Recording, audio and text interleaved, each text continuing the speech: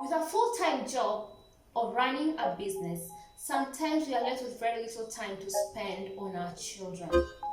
Now, depending on the age of your child and whether or not they do go to school, most of our interaction will usually be on weekends, in the evenings, and for older ones, just on holidays. Then COVID-19 came, and we've seen schools actually being closed. Most parents work from home, and some have had to lose their jobs. This brings a lot of stress, and with this, there's very high gender-based violence. We've seen teenage girls getting pregnant. It's such a mess. Everyone is stressed out. So what do we do as a parent? This is the House Channel, and my name is Parenting is a continuous support of your child from the time they were born to when they become adults. This support is usually physical, emotional, social, and intellectual. It never stops. So in this COVID-19 era, what are some of the tips that we can use as parents to make it a bit easier for us? The first tip is, of course, the most expensive of all, it's time. Invest time in your child. And how do we do this? What we need to do is make sure that every single day you actually have a slot for your child or children. This slot will mean that you actually spend quality time with your child. Quality time means this is time without interruptions, without your phone, without you checking on your emails, without you saying who has done what on social media. It's very important. This time can be as short as 30 minutes to as long as you want it. Most important thing is, do not group children.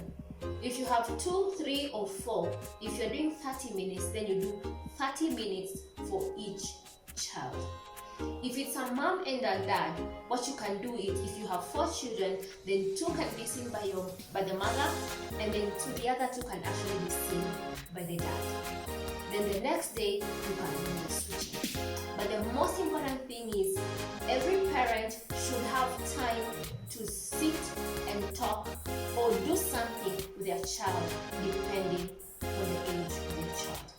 So how do we make this structured? The activity should be chosen by the child, depending on the age of the child. So things like singing or coloring with crayons or just playing with toys can be really for the infants and the toddlers.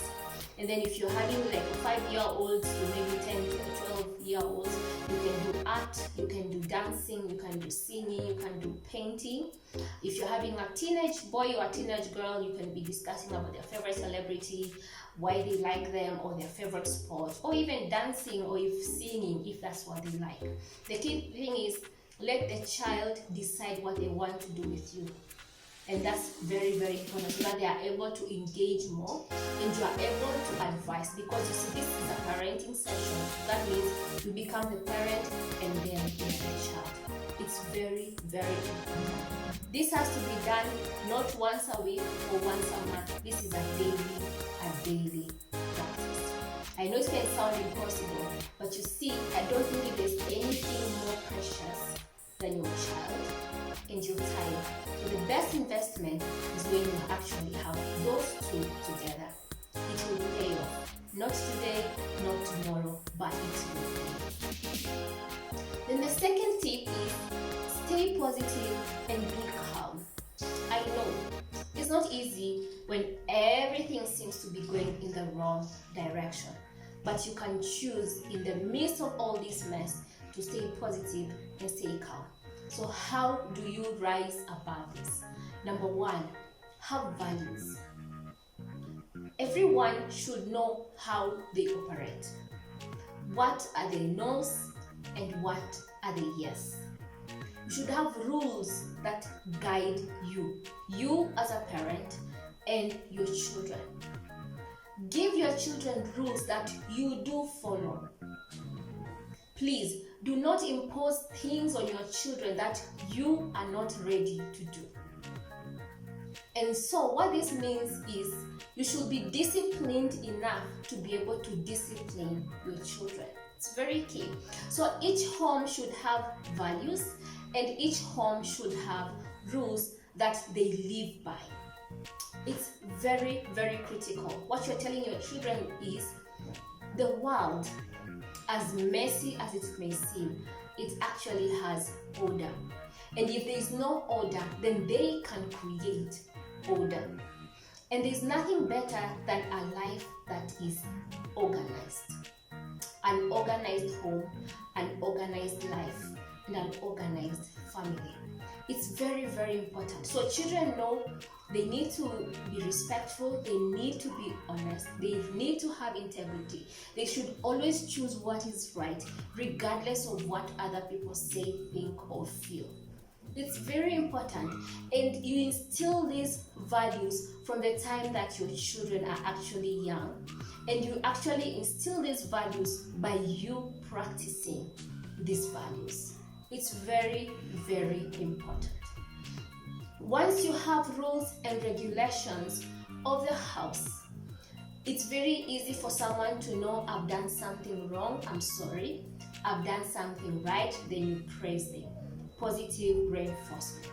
It's very easy for us parents to punish our children, but if someone does something right, please do remember to enforce that what is right. The other tip is having routines in a home, especially at this point in time where our children are at home 24/7. It's a responsibility of a parent to make sure that there is structure in a home. So each child in a home should know, I'm going to wake up at time X, and then I'll be doing my schoolwork at time Y. Then I'll have lunch or I'll have breakfast at this time. Then I'll have a nap. They should also have free time in the midst of that. They should have time to exercise. Why is this important? We've seen a lot of rising of teenage pregnancy. Most of these children actually, they sleep at home, then they wake up and go, and no one knows where they're going, and come back and no one asks them where they have been. So as a parent, I know sometimes it's very difficult to control a child. I mean, if a child purposes to do this, it can be very difficult to control them unless you change their mind. So what you can do, what this can help you is, at least you'll be able to know at 2 p.m. my daughter is going to be somewhere doing something. And as any parent, you can just be doing random calls just to see what is happening and to see is what is happening the same as what I expected. It's very, very important. But also, it also what you're really trying to do is teach children to plan for their time. I know as adults, there are people who never plan for their days. It's unfortunate. But I think if you really need to have a life that is organized, that has impact, that you can be able to account that on day 5 of the month of July, I did 1, 2, 3, 4, is by you actually taking time and planning your day. So this planning and these structures and these routines have to be done a day before. And also, part of those routines should be having time to brief and debrief. So it's in the evening, parents are at home, children are at home, they're sharing a meal. After meal, should be very clear. After meals, you sit as a family, talk how your day has been. Were you able to achieve what you had planned the previous day? If not, why? Or why? If yes, then people praise you. What is your plan for the next day? And it's also very nice as a parent to be able to know what your children are doing, what your children are aspiring. And with that, you can even parent them even more, especially the intellectual bit, the emotional bit. So that if they were not able to achieve what they had planned the previous day, then you can be able to tell them maybe this was unrealistic, or maybe this was too ambitious, maybe you can do this instead of this, or maybe you didn't have to do all this instead of you have done just this. It's very important. You see, even that time can also bring the connection. And what you're really doing is adding value to your children. Because if these children were in school, most likely they wouldn't have learned this aspect of things. So during this time, make sure you teach your children things that they would not have otherwise learned in school. So that is routine. And then now we come to discipline. I know there are different types. Parenting has different styles. We have different styles of parenting. But when it comes to every type of parenting, discipline is the base of it. If you have values and if you have rules, if any of these things are violated, discipline is essential. Discipline can mean negative reward. Discipline can mean withdrawal of benefits, and discipline can mean caning. Now, it depends with where you come from. There are people who say our children should not be caned. It's okay. But for us, me particularly, I believe in caning. Spare the rod, spoil the child. And we know children have foolishness in their minds.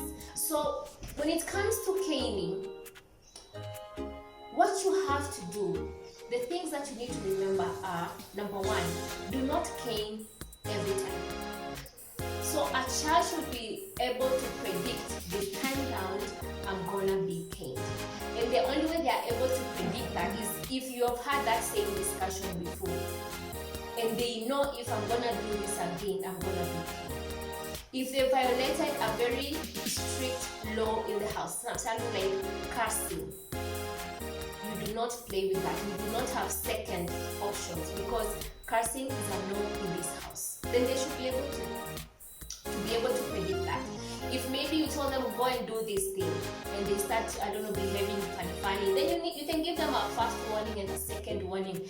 And by the time it gets to a third warning, you don't need to do it verbally anymore. You need to at least inflict some pain. And you don't need to do it so harshly because at the end of the day, it's not about caning. It's actually about what you really need to do. You're conditioning their brain that if I do this, I'm gonna feel pain. That's the whole purpose of caning. So before you cane anyone, before you cane your child, what you have to do is make sure you are not angry. It's very important. Do not cane your child when you're angry. You need to cane your child when you're very calm. Because before you cane your child, you must explain to them that I told you if you do this again, I'm gonna cane you. Or I say if anyone is going to do this, or if anyone is going to say this in this house, I'm gonna cane you. And they should be able to apologize, and they should be able to know, instead of them using that particular word, or instead of them behaving in that particular manner, this was the expectations. But because they did not do it, then they are gonna be caned. So caning, it's a process. You come to realize that you have to go through all these steps, and then the last thing is caning. If you do this very well, most of the time, by the time before you even do the caning, they're already crying, they are already asking for forgiveness. And I know as a parent, you're more likely to feel, oh, my baby, but please do not enter into a temptation to say, okay, I'm gonna forgive you. Yes, you'll forgive them, but they must be caned. If you had promised them to be caned, remember, you must fulfill that promise. That way they'll know if mom says yes, it's yes. Or if dad says yes, it's yes. And if mom says no, or if dad says no, it's no. It has to be very, very clear. When it comes to withdrawal of benefits, this depends with what your child likes. And of course, it depends with the age of a child. If this is a 5-year-old and they love their bike, then you can tell them, if this is done, you're not gonna ride your bike today. And they'll be able to remember that, because if these kids, you see, they wake up, they go to ride, or they do their homework, then they go ride their bike, then they know, oh, today I cannot ride my bike because 1, 2, 3 happened. Trust me, the next day they'll remember that and they will not even want to. So the key thing is, make sure you are able to connect the information that I did this, I got this as a reward. Either it's a withdrawal benefit or it's being caned. Because if they are not able to connect that, the chances are they are going to do it the second time, the third time, and the fourth time. And you see, it also gets so tiring because even as a parent, even though you punish your child, it really gets into you and you just wish, why don't these children just get it? Because no parent enjoys punishing, but it's very essential so that these children are able to know laws are there not to be broken, but laws are there to be obeyed. And yes, they can ask questions, but if someone says this is how we conduct ourselves, it means this is how we conduct ourselves. It's very important. The other tip is safety, especially the online safety. When everything, you see, these days everything has moved to online. There's a lot of risks that come with it. The biggest are cyberbullying, teenagers sending nudes and sex videos. We've seen children who have been made to do self-harm, or even adults who are targeting children, especially for kidnapping and all that. It's very, very risky and scary as well. So as a parent, there are things you can do. Things like you can use like the tools that are found, like safe search, parental control. You can do strict settings in your devices at home. This will help so that all these bad quote-unquote websites are not able to be downloaded on the child's phone, all these apps, and also you're able to be able to see this is what my child has been doing for a particular period of time. Also, you need to empower your child. Yes, they are using the internet because you see they have to do zooming, they have to research their whatever their assignments and all that, but they should also be able to know the kind of information they share, especially with strangers they'll never meet. It's very important. They should be able to know that whatever is uploaded on the internet stays in the internet, and the internet never forgets. So whatever they're uploading today, if it's something they can be very comfortable for their parents to see, or 1 year down the line, or 5 or 10 or even 20 years down the line, they'll still be very comfortable to read it or to see it again, then that's okay. But if whatever they're uploading it today, they will not even want their parent to see it today, then most likely it's a wrong content that they're uploading. Because you see, somehow these things usually catch up with you. Today your 16-year-old downloads a nude. Of course she's very beautiful, and I mean she's 16. And then now 10-15 years down the line, she's a director somewhere. And you see, this is life. You never know who hates you and you never know who will love you 15-16 years down the line. And bam, you have all these pictures on the internet. The day you listen, it's a Monday morning, you're having a meeting, and bam, on your phone, everyone is seeing this. Imagine that scenario. So just to protect yourself from that, please remember to always tell your children to be extremely careful. Extremely careful. If whatever they're uploading is not what they would want their parent to see, then most likely it is wrong to do whatever they want to do. So they need to have that information. Then the other thing that they you should always remind them is that not everyone on the internet is actually telling them the truth. So they should be able to sift.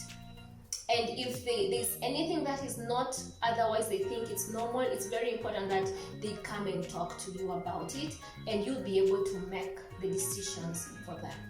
And as a parent, please keep an eye on your child, because their kids will tell them all this, but of course they'll want to try. Of course, they're children.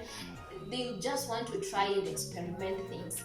But what you have to do is, when you see your child becoming secretive, putting passwords, they do not want to have these conversations that you're used to have before, then of course most likely something is up. And of course, if you think something is up, chances are it's actually true.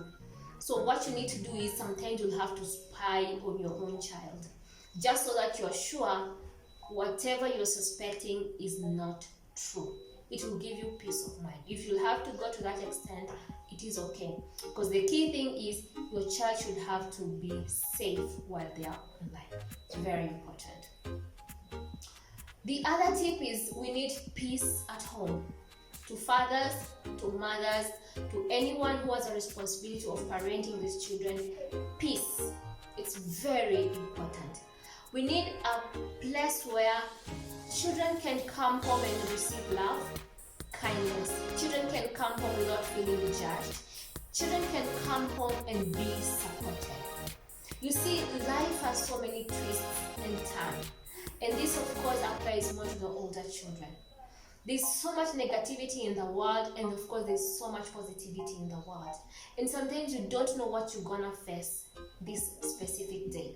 So the best thing is make it in such a way that regardless of what happens outside, I can go home and still be welcomed and still be hugged and still be told it's actually okay, tomorrow is another day. It's very important, and there's no better way to do this by seeing parents live in peace.